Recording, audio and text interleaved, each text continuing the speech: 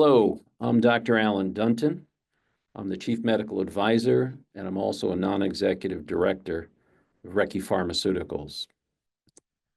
I've been involved intimately with the clinical program at Recce with our exciting new technology as antibacterials and antibiotics. And today I'd like to discuss with you an overview of the clinical program and our phase 3 plans going forward for Recce's 327 gel. First thing I'd like to do is to share with you our product pipeline as it stands today. Let's start at the top and work our way down. Our lead project and program right now is with our topical gel called R327 or Recce 327. And it's a very exciting time for us because we have just announced very significant positive phase 2 results, which I'll go into a little bit detail later, of patients with diabetic foot infections. It was actually a study in acute bacterial skin and soft tissue infection, which included diabetic foot infections. We will be commencing a phase 3 trial of this product in Indonesia a little bit later this year. And I'll go into that detail as well in terms of the design of the study, as well as our interactions with the Indonesian Badan, which is their Food and Drug Administration. We'll also be starting a phase 2b/3 registrational trial in Australia later this year, which is exciting. I'll also talk about our regulatory strategy later and how we are going to be moving forward with this product. Because we will get to the United States to do registration trials as well with the same product, and I'll show you how we get there.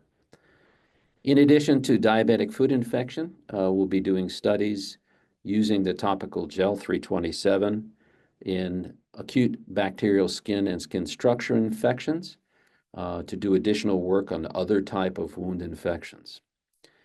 We actually started our clinical program with the intravenous formulation of Recce 327. We completed phase 1. We studied up to 6,000 milligrams of the drug. Up to 4,000 was extremely well tolerated as a 1-hour infusion. The drug is extremely safe. It does not change anything we've measured, including the clinical chemistries, coagulation, blood counts, electrocardiograms, telemetry. It's a very safe product. We understand the kinetics of the drug. Once you give it intravenously, it will remain in the body for 1 to 3 hours, depending on the dose. And it probably distributes fairly broadly across the entire human body. It's excreted primarily through a urine pathway, which makes it a beautiful candidate for a complicated urinary tract infection. We were able to show in urine that we collected from healthy volunteers that received the drug that urine, which contained Recce 327 in high concentrations, was able to kill E. coli, which is the most common organism one sees in urinary tract infections, and is responsible for about a third of the patients who have sepsis get it from an E. coli urinary tract infection.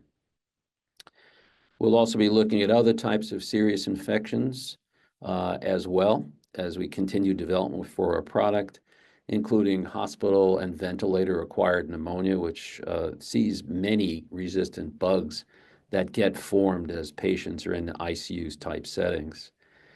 We're also developing an aerosol for inhalation. It has not been in human trials, but it has been in animal studies and has shown very promising results to treat these same multi-drug resistant infections that are mostly hospital-acquired and through ventilators that are used on patients can be contaminated with these types of bugs and other serious lung infections. We have a very close collaboration with the United States Department of Defense, where we're studying burn wound infections. We have done a phase 1 trial using a topical spray in patients with burn wounds. Burn wound infections. It is very well tolerated, and it shows very early signs of being able to treat infections. So a burn wound is perfectly suited for a topical gel, as we're studying today. But our first trials, as I mentioned earlier, will be in diabetic foot infections. So let's move on. Let's talk about the phase 2 trial that we just announced significant results in. This was a study which was completed in 30 patients in 3 sites in Australia. It included patients with acute bacterial skin and soft tissue infections, which included diabetic foot ulcer infections as well. The primary efficacy endpoint in this study is a clinical endpoint where the physician who is the investigator in the study evaluates the wound and says, yes, the infection is cured or it's much improved. And to guide them in making that clinical assessment, they use a scale which is known as the Lipsky scale. Lipsky was a professor of medicine who developed this scale some 20 years ago, which has 7 key components where the clinician will look at, is the wound red? Is it swollen? Is it exuding pus-like liquid or clear liquid?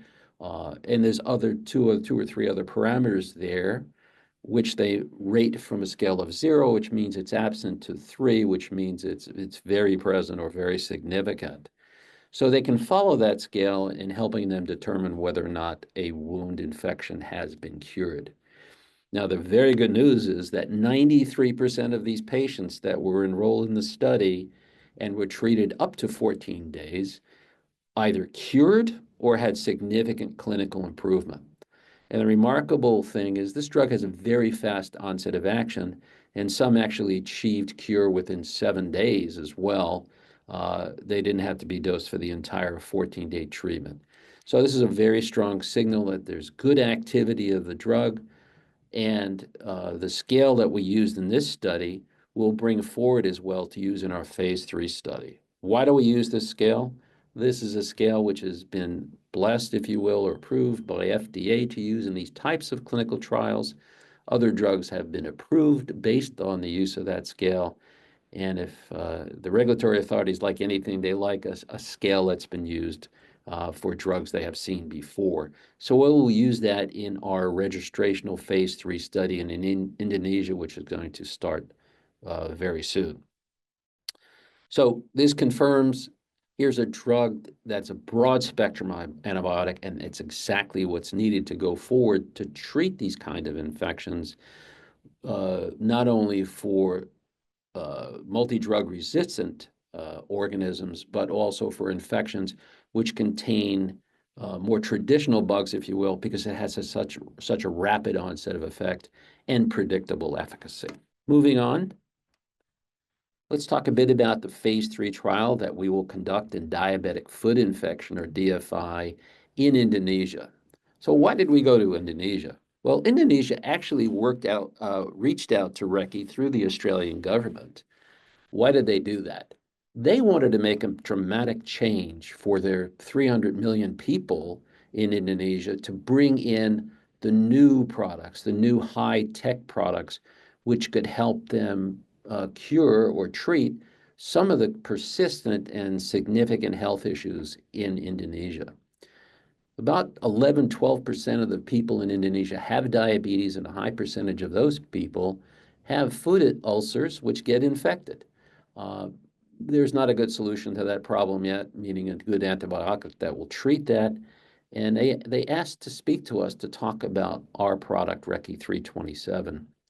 I was fortunate to be there in the initial discussions and working with the Biden POM, which is their FDA, or BPOM for short. It was a very cordial meeting. We described a potential protocol, which you'll see here, where the topical drug would be administered once daily for 14 days. And we would treat approximately 300 patients. 200 would be on the active product, meaning it would have 327 contained, and 100 would be randomized to placebo.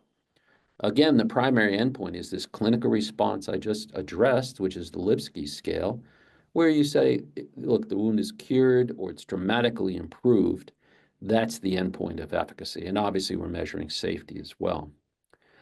What we've introduced as well, and we committed to the BPOM, is that we would do an interim analysis after 100 patients have been treated. Why would we do this? Well, we would look at is the drug continuing to be safe? And in our interim that we will conduct is we would also look at the efficacy of the drug. So we'll be continuing to have our discussions with BPOM as we move forward with this trial, which will be at no more than 10 centers across Indonesia. As I mentioned, this is a very significant medical problem in Indonesia, and we hope enrollment will go quickly. The other point I wanted to make is patients will be seen daily in their clinic where the study is ongoing in Indonesia. So if a patient is randomized to a placebo, and if that wound infection worsens or doesn't get better, the investigator can choose to drop that patient from the clinical study and put them on another antibiotic of choice. We don't want patients to have to continue for a complete 14 days with a wound infection. That would be unethical. But Biden-POM has agreed that a placebo-controlled trial is the way to go for the first study in this registrational study in Indonesia. So that's very exciting. We're fortunate to have been introduced to them, and we look forward to our ongoing relationship. And this is a photo. I'm not in this photo. This was a subsequent visit of the team we met with at the Biden-POM. Our CEO is in there, as well as the head of the Biden-POM and his associates. We've been awarded by them expedited regulatory review. So it's, in essence, fast-track protocol, rolling review of the data, excuse me. And we expect with positive results from this trial, we'll be able to file an NDA in Indonesia. They're motivated to make this happen. Our phase 2 results are very, very better than I thought they would actually be. So this drug has very significant activity. So another reason for doing the study in Indonesia is that they are viewed very highly in the ASEAN region of countries, which would accept these data for the most part for approval within their individual countries. Now, ASEAN is 680 million people, right? Of those, about 300 million are from Indonesia. So it's in Southeast Asia primarily, and these countries would have very similar problems. Some have higher or lower levels of diabetes. For example, the Philippines, I know, has a very high level of diabetes and has the same significant problem as well as other countries across the region. So going ahead here, this is a very large market on a global basis, not only the ASEAN market. There's estimates out there that the diabetic foot infection market is estimated to be worth about $5.2 billion. This is US dollars. The Indonesian market in and of itself to start is probably around $200 million. And as I mentioned earlier, it's about 11% of the population that is impacted by this problem. So this is why the Indonesian regulatory authorities came to talk to us, because they had a problem and that we can help fix it. So Indonesian approvals, as I mentioned, would provide broader access to the Asian market, which is worth probably in the neighborhood of $1 billion per year. And then you can add on that, what is the Australian market, what's the US market, and it gets to be a very significant number going forward. So this is a very attractive market opportunity. What about drug resistance in general, antimicrobial resistance? And here are some insights by Dr. Nakatani out of the WHO. So far, the global environment hasn't been great in terms of tackling this issue. It's getting a lot more attention than it has. I'm sure you've seen a lot of things in the literature, including newspapers, where it's always getting worse and there's outbreaks of multi-drug resistance products. But companies haven't really gone after it and addressed it seriously. The only way microbial resistance has been addressed is by telling people to use less antibiotics. That's not the answer. The answer is to get the right antibiotic, and we think we have the correct antibiotic for use right away in patients who have infection. Why is that? That is because we don't see resistance. In a classical 30-day passage study, which is, albeit in a test tube, you culture cells, you put bacteria in there, and then you go from day to day to day where you transfer that fluid over with the cells and the bacteria. to see if the bacteria become resistant. Classical antibiotics show resistance within 2 to 5 to 7 days. We've gone for 30-day passage and I've seen no signal of resistance. This is a novel technology. It's purely synthetic. There are multiple components to it. We haven't seen resistance, and we've seen no resistance in any of the trials that we've done as well. The other trials, we've repeated this passage study, and we've also now done clinical work and have no sight on any resistance. So we're really excited about it. In the broader marketplace, though, there are antibiotics that are under development, but there's only 2 new chemical classes. We're one of those new classes, and we're the furthest advanced here. So there's a lot of excitement in the scientific community, in the clinical community, and as you can see from regulatory authorities around the world and investigators. You heard from Dr. Athan, who is very well respected in this space, and he's with us on moving this product forward and is excited about it as well. So the WHO has put out a priority pathogen list, meaning which are the ones that are really critical we got to address today. You'll see at the top of the list, it's a carbapenem. A carbapenem is a class of antibiotic, a very novel and new class, but there are bugs that are resistant to carbapenems now, and that's your last stop if you're really sick and dying from it. That's the last drug you're probably going to get, or in combination with other drugs. And the bugs that become resistant are Klebsiella pneumoniae and something called Acinetobacter baumannii. A lot of words, long sounding, but let me tell you, they're really nasty bugs.